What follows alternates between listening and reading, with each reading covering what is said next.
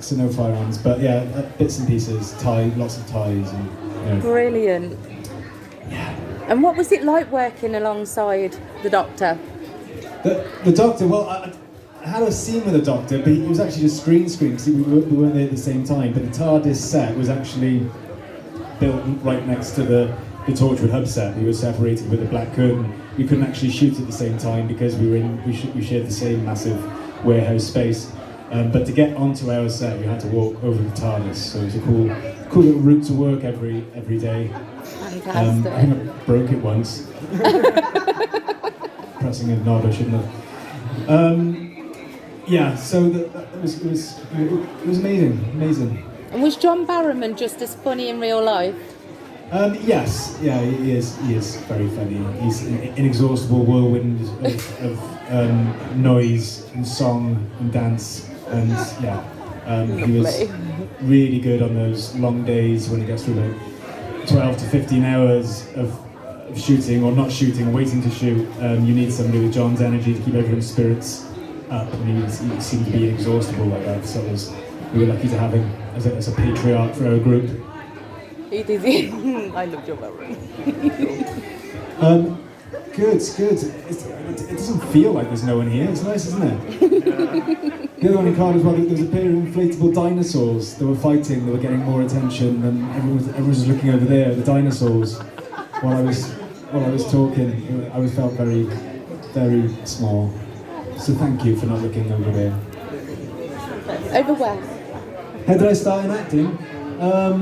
I played a robot. It was a school play called Jackie and the Beanstalk, which was a modern adaptation of the classic Jack and the Beanstalk, where the beanstalk was actually a computer, and the Jackie was a little girl who played this computer game, and the computer. I played the beanstalk. I played the computer, so I had a voice very, very similar to a Dalek. It was as good as what I could do at the time. So yeah, that was my first ever acting role, and then I got sort of poached into the local youth theatre, and then I did lots of other youth theatres, and then that was it. That's all I wanted to do. I wanted to be an astronaut, I wanted to be a fireman, I wanted to be a policeman.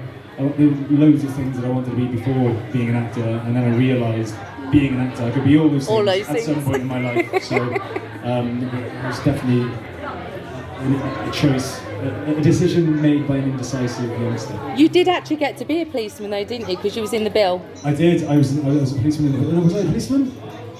No, I was. First of all, I was a druggie. I can't remember. I was in one scene in my first bill, and in my second bill appearance, I was a stalker. So that was not a job I think about a lot. Have you got any strange or unusual hobbies? Strange or unusual hobbies? Not unusual. I like walking. I like travelling, running. I don't like running. I have to run to keep fit. I prefer walking. Not unusual. No. I mean, I've recently gone to gaming. That's not unusual. It might be more unusual for a man of my age now. But then again, I say no, not really. Dragon Age, I play Solus in Dragon Age, so after doing it I thought if I'm going to do the next game, which I am Dragon Age 4, I better do some research. So that was my justification for buying a PlayStation 4 and playing on it for 250 hours now, I think. It's dedication to my That art. is dedication. That's a good hobby. Yeah, it's such a good game. And from that I played other games. I just finished Horizon Zero Dawn, which is awesome. You need to try Immortals. Immortals Phoenix Rising. Okay, I'll check that Brilliant. out. Is it good? What Oh my type god. of game is that? It's an open world. It's an open world yeah. RPG? Yeah. Nice. It's amazing. Talking my language. Yeah. Lovely. I'll get on that. I'm just about to crack into Ghost of Tsushima, the director's cut. I played the game last year. That's a good open. Brilliant. Very bloody, but bloody good. Bloody good. Any other questions? Is there any unusual, what was the question I was going to ask now? Any unusual stories you have from filming? Any funny stories? Unusual stories. You know, it's all unusual. It's such a unique profession that every day of shooting is unusual. You know, you go from chasing a green screen pterodactyl around the place to like sitting under a rain machine at 3 o'clock in the morning crying because you're a serial killer.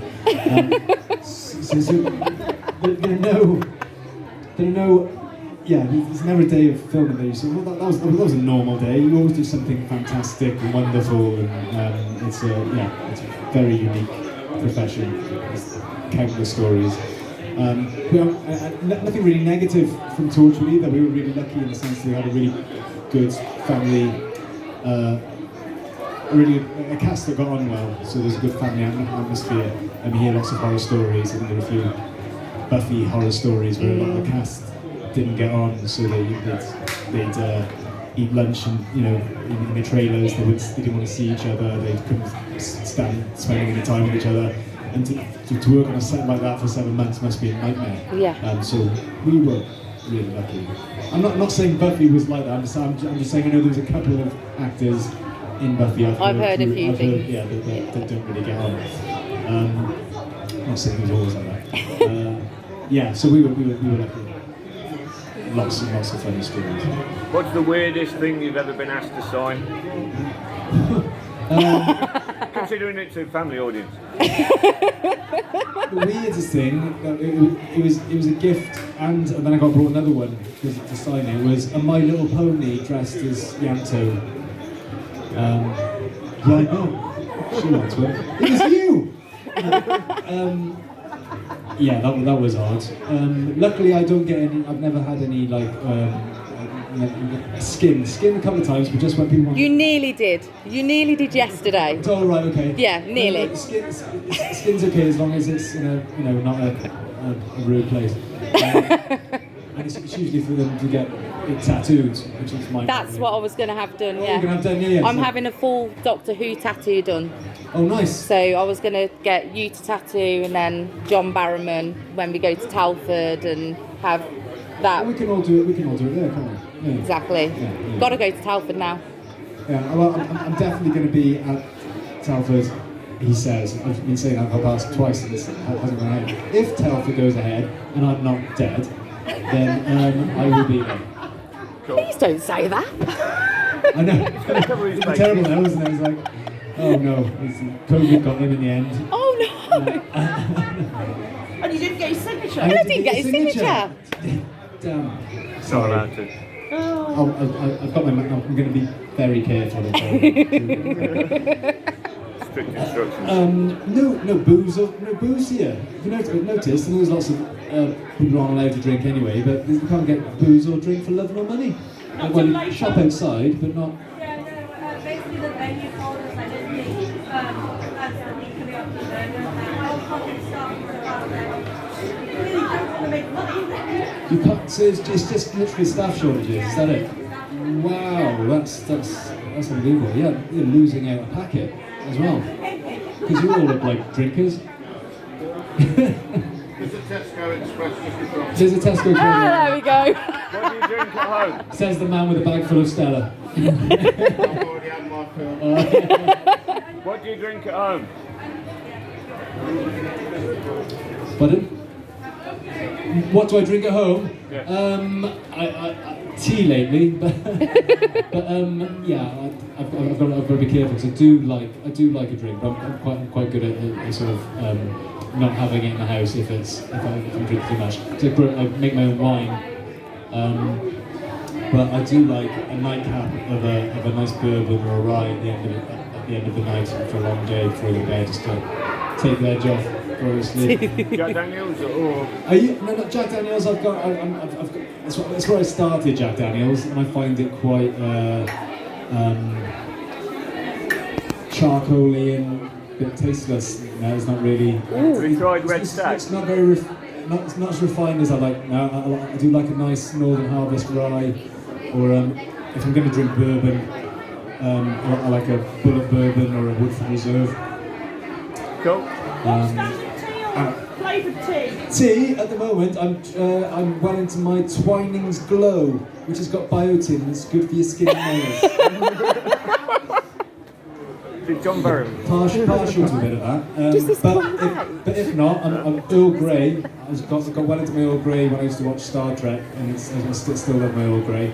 And yeah, and a good old fashioned Tetley you can't beat as well. If you know, if nothing else. Have you ever tried Penderyn Welsh whiskey? Yes, I have. I like a bit of Penderyn. Is it a good drop?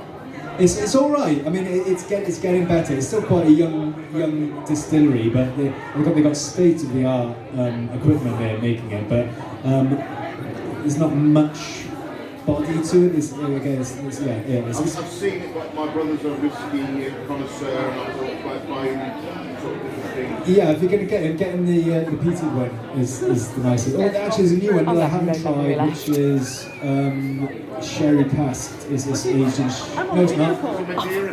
There's the Madeira cask is the main one. There's a peated one, and there's sherry wood, which is really nice. If it's a bit sweeter, and there's another one, portwood. Portwood. It's aged in port barrels, and I haven't tried that. That's supposed to be very nice. So what's your favourite sci-fi, personally, yours? Mine of all time. I grew up on Star Trek: Next Generation. Yeah.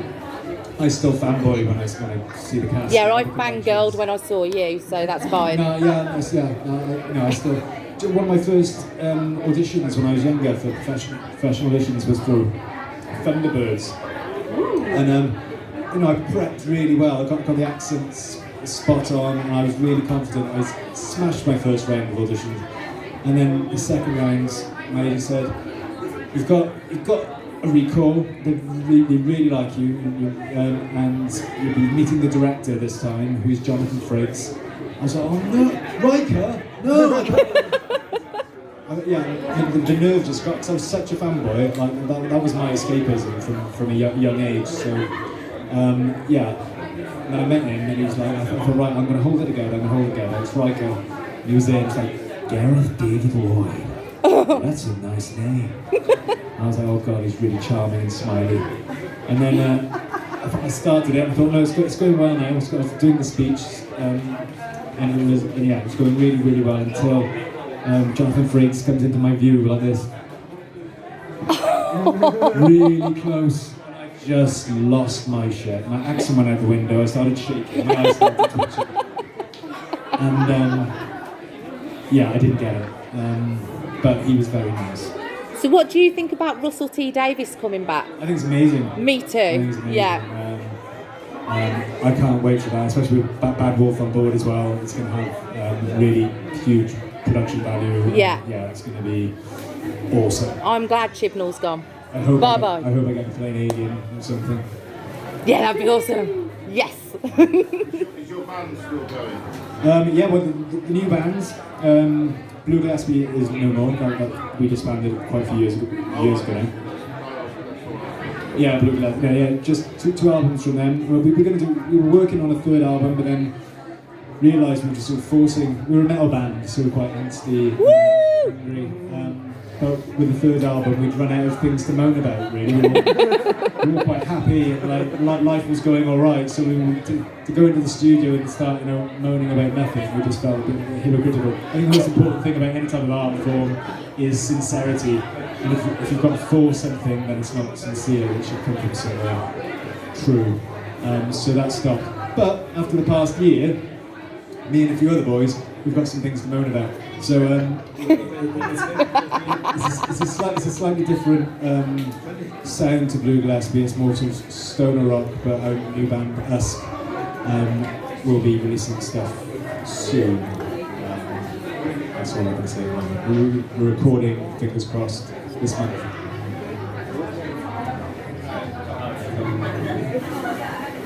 Yeah.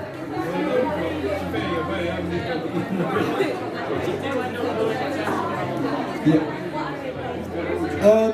Do you know, they're more into the scene than they are anything particular at the moment. They love the stalls and the costumes. My little girl, she it was the black and white bear. Yes, she's well telling them. I don't think she's actually seen any of it, but she's got 2 of those bears. She loves that. I think she's planning on it. And my little boy is just getting into Pokemon. So I got quite the Dragon Ball when James Masters was playing Piccolo in film. Yes, my love. Do I enjoy my job? My job, when I get to do it, is the best job in the world. It's amazing. But it's on the flip side of that, it's also very, very hard when you're not working. You have to find other things to do, and you have to keep confident and keep your energy up and approach auditions and with the same sort of enthusiasm every time. It's quite easy in my profession to sort of get knocked back, to feel there's a lot of depression because of the constant rejections you get, because there is only 1% of actors are working any given time, so it can be difficult. In our profession, there aren't many star actors who get job after job after job. It's a very, very, very, very small percentage of actors. So yeah, when you're doing it, it's amazing, and when you're not, it can be hard. Who's the last music band or gig that you went to? Oh, the last gig I went to was a long time ago, because I think it was Mastodon.